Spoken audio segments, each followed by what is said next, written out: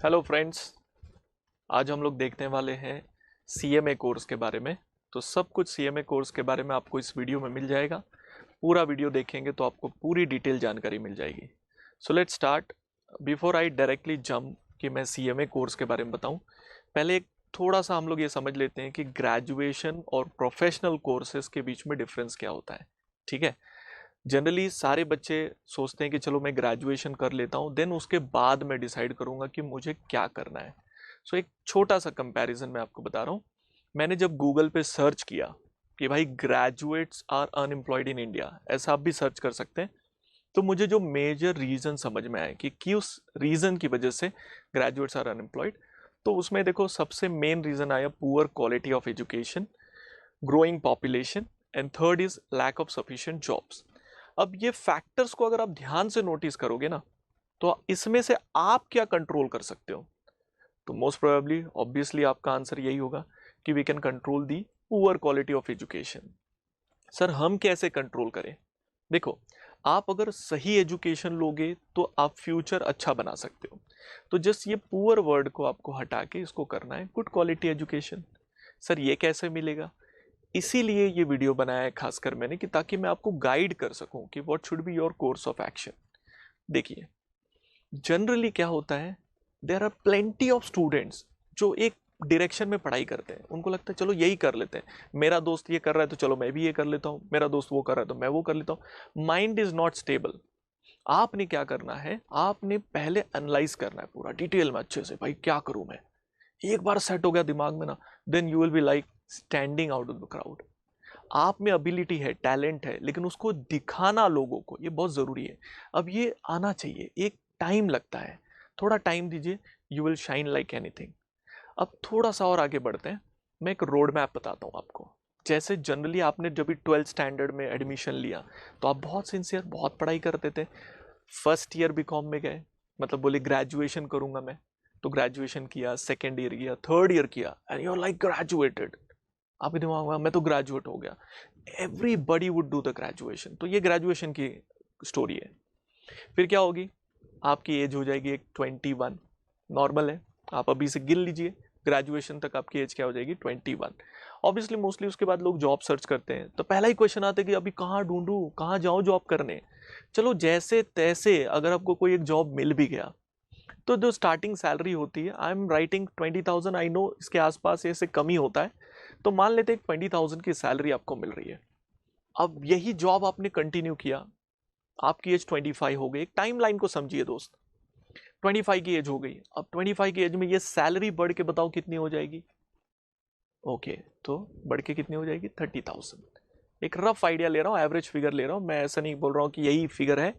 आप आस पड़ोस में देखिए, अपने फ्रेंड से बात करिए, you will come to know what is this figure is. Then your age will reach to something called age 30। अब आपको 10 ईयर्स एक्सपीरियंस हो गया है भाई काम कर करके। ये सैलरी कितनी हो जाएगी? ये 1 लाख हो जाएगी? नहीं सर, 40-50,000 की एक रेंज हो जाती है। देन एक कंफ्यूजन सा पैदा हो जाता है कि भाई अब क्या करूं, इतनी सैलरी में तो मेरा काम होना नहीं। तो ये जो कंफ्यूजन होता है, ये कंफ्यूजन का कोई सॉल्यूशन आप नहीं निकाल सकते एट द एज ऑफ 30। आप सॉल्यूशन नहीं निकाल सकते। क्यों ऐसा हुआ? उसका रीजन सिंपल सा है, जो एजुकेशन आपने लिया था ग्रेजुएशन करके, simply graduate, that was only basic knowledge जो आपको क्लेरिकल जॉब के लिए प्रिपेयर करता है। आप कोई एडवांस नॉलेज नहीं सीखते, आप एकदम बेसिक नॉलेज सीखते हो, तो उसकी वजह से ये जॉब प्रोफाइल आपको मिल जाता है। अब क्या करें sir, is there any solution? बिल्कुल है, सॉल्यूशन है भाई। देखो, हमको ये समझ में आ गया कि ग्रेजुएशन मतलब क्या, बेसिक नॉलेज। इस ग्रेजुएशन के साथ अगर आप अभी ये जो 3 इयर्स हैं आपके ग्रेजुएशन के, इसमें एक प्रोफेशनल कोर्स का तड़का ऐड कर दो ना, लाइफ अलग ही हो जाती है। प्रोफेशनल कोर्स मतलब you can think of CA, CS, CMA. ये तीनों में से कोई भी एक कोर्स ले लीजिए, based upon your ability and calibre. Definitely you will 21 की एज में, मतलब the moment you are done with this course, 21 की एज तक आप एक्सपेक्ट कर सकते हो 40,000 to 50,000, which is I am saying bare minimum. मैं नहीं कह रहा हूं कि भाई ये मैक्सिमम है, बेयर मिनिमम इतना तो मिल ही जाता है एक प्रोफेशनल कोर्स किए हुए बंदे को। देखो, आप ग्रेजुएट भी हो, प्रोफेशनल डिग्री भी लेके बैठे हो, तो 40,000 सैलरी शुरू हो गई। अब 25 की एज में चले गए, अब आपकी सैलरी होगी 60,000। मैं तो कहता हूँ ये 80, 90, 1 लाख भी हो सकता है, depending upon your calibre is unlimited. और जैसे जैसे आगे बढ़ोगे 30 की एज में, दिस सैलरी रीचेस 80,000 प्लस। मैंने बहुत मिनिमम फिगर्स लिए, बट अगर आपने नोटिस किया हो, a guy who is simply graduate is earning 40,000 at the age of 30, and guy who is doing graduation और उसके साथ प्रोफेशनल कोर्स का तड़का ऐड कर लिया, स्टार्टिंग सैलरी 40,000 होता है बॉस। तो ये जो बेनिफिट है ग्रेजुएशन के साथ प्रोफेशनल कोर्स करने का, अनलिमिटेड है, अनलिमिटेड है। तो ये बेनिफिट के साथ आप अपने करियर को क्या कर सकते हो, प्लान कर सकते हो। तो this is what the course is all about. So हम लोग ने क्यों ऐसा डिग्री या फिर ये क्यों हमको इतनी सैलरी दे रहे हैं, सिंपल रीजन है एडवांस नॉलेज, और वो आपने ये कोर्स करके लिया। ठीक है, थोड़ा सा आगे बढ़ते हैं। अब मैं आपको एक और चीज़ बताना चाहता हूँ। मैं आपको ये नहीं कह रहा हूँ कि बहुत सारे बच्चे मुझे बोलते हैं कि सर मैं अगर प्रोफेशनल कोर्स करूँगा तो what will happen to my college life. देख भैया, सिंपल सी बात है, एक सिंपल इक्वेशन समझिए। योर ग्रेजुएशन के जो कॉलेजेस होते हैं वो मॉर्निंग में होते हैं, ठीक है, 7 to 12 की टाइमिंग होती है मॉर्निंग में। ये आपका कॉलेज टाइम होता है। आई एम नॉट डिनाइंग कि ये मत करिए, college time is for fun only. College जाइए, फ्रेंडशिप करिए, स्पोर्ट्स करिए, थोड़ी बहुत पढ़ाई करनी है तो कर लीजिए, वो भी। ये आपकी लाइफस्टाइल होती है, this is what you do in the college. College is all about fun, nothing else. But once your college time is over, you should be focusing 1 to 8, that is called your career time. ये जो बच्चे ये गलतियां कर जाते हैं ना कि वो कॉलेज टाइम को ही कंटिन्यू करते हैं पूरे दिन भर, सिर्फ दिन भर फन चाहिए, तो भाई गड़बड़ हो जाएगा। Career time is very important, learn only. यहाँ पर sincere study, hard work, focus on self development, ये चीज़ें करनी है। फॉर एग्जाम्पल जैसे मैं देखो एक क्लास की फोटो दिखा रहा हूँ मैं आपको, ये करियर टाइम होता है। यहाँ पर आप फोकस करके पढ़ाई करते हो, आप ध्यान देते हो कि भाई मुझे करियर में क्या करना है। और उसके बाद 8 बजे के बाद you can have your me time, entertainment time, जो भी आपको करना है, होमवर्क करिए, रिविजन करिए। मतलब this should be your life style.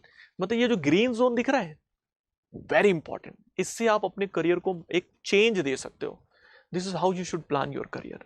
मैं ये कह नहीं रहा हूं कि कॉलेज लाइफ को अफेक्ट करिए ना, कॉलेज तो जाइए भाई, लेकिन उसके बाद करियर टाइम दीजिए जिसमें सिर्फ लर्निंग होनी चाहिए।